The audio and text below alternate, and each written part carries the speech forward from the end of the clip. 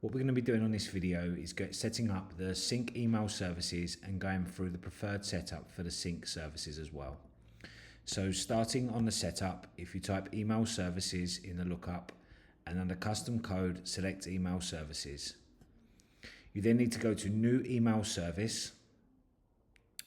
We want to name this email service sync service with a capital S for sync and a capital S for service, and they are two separate words. For the Apex class, it's to be sync service, one word, again with a capital S for sync and a capital S for service. Please make sure accept attachments is set to all and this is set to active. Once you're happy with that, select save. We're then going to create two email addresses.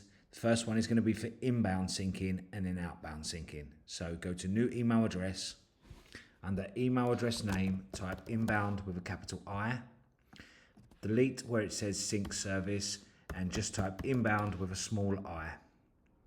Make sure this is active, and then where it says accept email from, make sure this is deleted. Select save. You'll see a new email address appear here. Select new email address to do the outbound. Email address name will be outbound and email address will be outbound with a small o. Again, make sure that it's set to active and then accept email from is deleted. You now have two email addresses for inbound and outbound. We're now going to do some preferred setup. So to do this, please go to custom settings. Under custom code, select custom settings. Go to settings. Then please go to manage. Select Goat email setup. And then we're going to edit these checkboxes. So what we first need to do is make sure that automatic record matching is enabled for all inbound emails are matching to a record within Salesforce. Then what we need to do is make sure the sync service is enabled.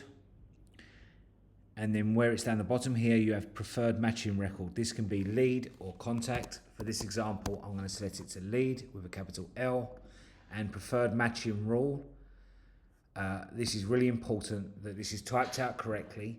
So you have two options. You can type record with most activities or record which was modified most recently. And this is really important how this is typed out. So I'm going to do this on the screen together. So under preferred matching rule, we're going to work on typing record with most activities.